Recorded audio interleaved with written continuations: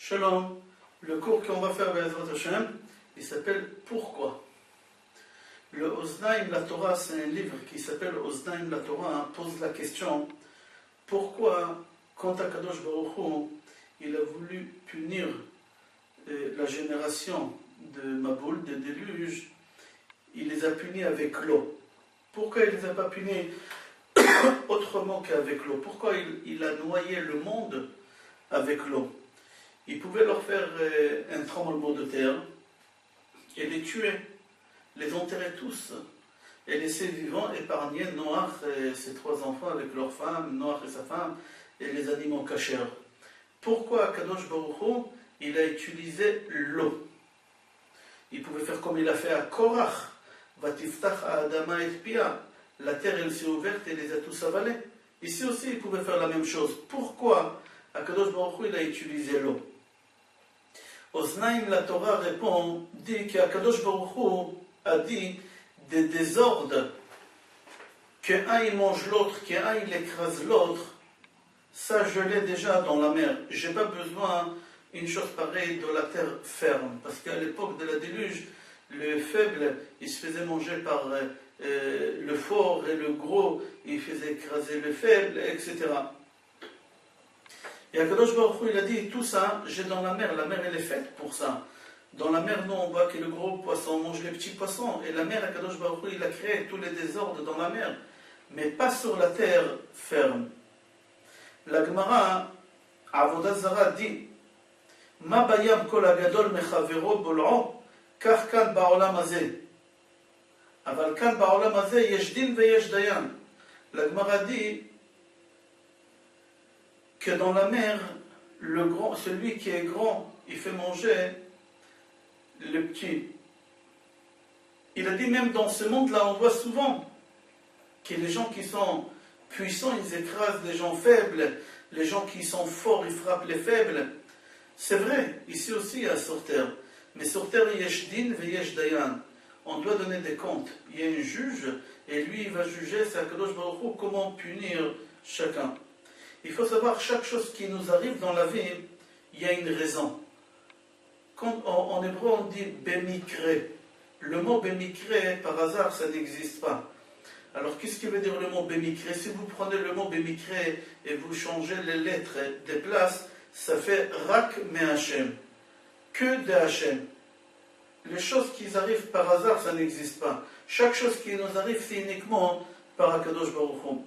La plus petite épreuve qui peut nous arriver, le plus petit mal qu'on peut se faire sans faire exprès, tout est calculé par Akadosh Baruch Hu. Seulement, nous, avec nos yeux des chairs et du sang, on ne comprend pas ça. Avec nos yeux, nous, on regarde uniquement ce que nos yeux sont capables de voir. Mais si on va changer la vision de nos yeux, on va voir autrement. C'est comme si tu prends des lunettes 3D, tu vas voir des autres dimensions que tu ne vois pas avec tes yeux. Il y a un livre qui s'appelle Adéa ve Adibur. Il ramène aussi une petite idée aussi de la Haftara qu'on lit à Kippour, à Mincha, concernant Yona. Yona, Kadosh Baruch Hu, il lui a demandé d'aller à Tarshisha, dans une ville, qu'elle s'appelait Tarshisha, et dire aux gens de faire tchouva, parce qu'ils ont fait trop de péchés. Yona, il n'a pas voulu aller à Tarshisha comme Akadosh Baruch Hu lui a demandé. Pourquoi? Pour la simple raison, il a dit, si les goïms ils vont faire tchouva, alors le niveau des juifs par rapport aux goïms, il va baisser. Et il n'a pas voulu, chas v'shalom, qu'il y ait une kitrouk sur l'âme Israël. Il a dit, je préfère qu'il ne fasse pas tchouva, qu'il y reste. Alors il a pris un bateau, comme on connaît l'histoire, il a essayé de se sauver d'Akadosh Baruch Hu. On ne peut pas se sauver d'Akadosh Baruch Hu, mais seulement, Yona, il a dit que la prophétie, elle est qu'en Israël. À l'étranger, la prophétie n'existe pas. Alors il a pris un bateau pour y aller à l'étranger. C'est pas qu'il s'est sauvé d'Akadosh Baruch Hu. Akadosh Baruch Hu, malek kol haaretz kevodo. Akadosh Baruch Hu, il est partout. Mais seulement il a voulu quitter Israël pour qu'Hachem ne vienne pas en prophétie chez lui et lui dire d'aller parler à Tarshisha, aux habitants de la ville de Tarshisha. Quand il était dans la mer, il y avait des vagues, etc. En fin de compte, à la fin, ils l'ont jeté dans l'eau. Et il y a un poisson qui est venu et qui l'a avalé Yona. Il est resté là-bas 3 jours et 3 nuits. Et le poisson, le Midrash dit qu'il était transparent. quand Yona il était dans le ventre du poisson, il a vu comment les habitants de la mer vivent. Alors on pose la question, pourquoi Kadosh Baruch Hu il a fait ça? Kadosh Baruch Hu il pouvait faire un vent très fort et faire en même temps avec le vent faire prendre Yona et le ramener jusqu'à Tarshisha et comme ça il aurait parlé aux habitants. Kadosh Baruch Hu non, il a voulu que Yona il rentre dans le ventre de ce poisson transparent, qui voit où le fort il écrase le faible, où le puissant il écrase le faible, il mange le faible. C'est uniquement dans la mer. Sur la terre ferme, ça n'existe pas une chose pareille. On n'a pas le droit de faire comme ça. Que dans la terre ferme, comme on a dit tout à l'heure, yesh din ve yesh dayan. Maintenant qu'il y en a, il a vu comment la mer fonctionne, il a compris l'erreur des habitants de Nineveh, et il était obligé d'y aller là-bas pour leur faire tchouva. Des fois, ça nous arrive des choses dans la vie qu'on ne les comprend pas. On ne les comprend pas. Et on se pose beaucoup de questions. Pourquoi et pourquoi moi? On a beaucoup de questions. Pourquoi? Parce que nous, on a un problème qui est le champ de vision qu'on a au moment qu'on voit le problème, il est très court. On ne voit pas le avant et le après. Je m'explique. Si je regarde par le trou de la porte d'une porte et je vois quelqu'un qui prend un couteau, il est en train de couper l'autre, je vais crier « Assassin, assassin !» Mais au moment que c'est lui qui a le couteau dans la main, il va ouvrir la porte, je vais voir une autre chambre de vision. Je vais voir que c'est une salle d'opération. C'est lui qui a pris le couteau pour couper, c'était un chirurgien. Il voulait couper le malade pour le guérir. Et là, je comprends. C'est exactement quand j'ai un souci ici, dans ce monde-là, mon champ de vision, il est tellement étroit que je ne comprends pas pourquoi. Pourquoi? Mais au moment qu'on arrive, après 120 ans, dans le monde futur, et on voit le film tout entier, dès le début jusqu'à la fin, on comprend le pourquoi. Le problème qu'aujourd'hui on se pose la question pourquoi et pourquoi, parce qu'on a une partie de film. Je m'explique. Dans un film, il y a 1h30 de film, moyennement. Si je prends une scène de ce film de 1 minute et je la montre à quelqu'un, et dans cette partie de film que je lui fais visionner, on voit quelqu'un qui prend un couteau et qui poignarde l'autre. Et je lui demande, dis-moi maintenant que tu as vu une petite partie de ce film, qui c'est l'assassin? Il va dire, mais c'est simple, c'est lui qui a pris le couteau et qui l'a poignardé. Mais si je vais lui faire voir le film entier dès le début jusqu'à la fin, et il va comprendre qu'en fin de compte, c'est lui qui on a tué, c'était en vrai l'assassin. Mais l'autre, au moment qu'il a pris le couteau, il s'est défendu, il a pris au dernier moment le couteau, il a tué, il s'est défendu. Alors c'est pas lui l'assassin, c'est l'autre. C'est exactement ce qui nous arrive dans notre vie. On se pose des questions, les pourquoi et pourquoi, parce qu'on n'a pas tout le champ des visions. Nous, on regarde qu'avec nos yeux du sang et du chair. C'est pour ça qu'on se pose des questions. On raconte que, en fin de compte, on va voir qu'à Kadosh Baruch Hu, tout ce qu'il nous fait, c'est uniquement pour notre bien.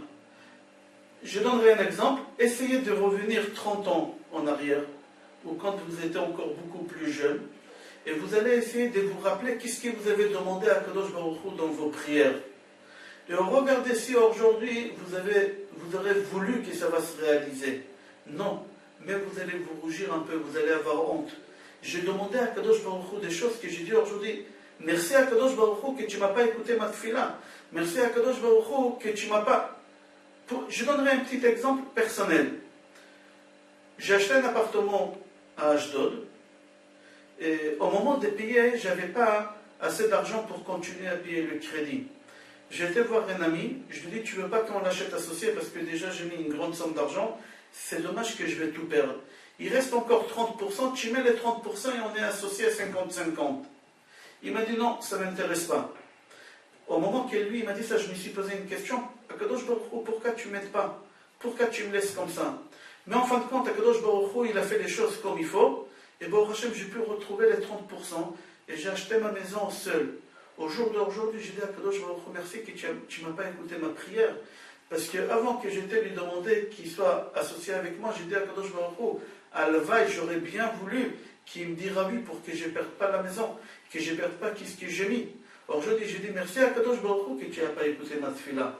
parce qu'aujourd'hui ça m'appartient tout seul, je ne suis pas obligé de partager ou je ne sais pas quoi. Akadosh Baruch il fait bien les choses, mais seulement sur le moment, avec nos yeux, on voit les choses pas comme il faut. Chaque chose qu'Akadosh Baruch il nous fait, c'est uniquement pour notre bien. Notre Père, qui se trouve dans le ciel, il s'inquiète pour nous énormément. Il nous protège énormément. Et c'est impossible qu'il nous laisse faire des bêtises. Et c'est impossible qu'Akadosh Baruch Hu, notre Père, il nous fait du mal. On raconte qu'un jour, il y a quelqu'un qui son bateau à poulet. Il était obligé de nager jusqu'à qu'il est arrivé dans une île. Et dans cette île, il n'avait pas d'habitants. Et il a dit, si je suis ici comme ça, il faut que je m'occupe de moi pour que je puisse continuer à vivre normalement jusqu'à qu'il y ait des secours qui vont venir. Il a commencé à construire une cabane, il s'est installé, ça a pris des mois et des mois. Un jour, il y avait les tonnerres et les éclairs, et il y a un tonnerre qui a tapé sur sa souka, sur sa cabane, et la cabane a pris feu. Et lui, il a levé les yeux à Hachem, il a dit, Hachem, c'est la seule chose que j'ai.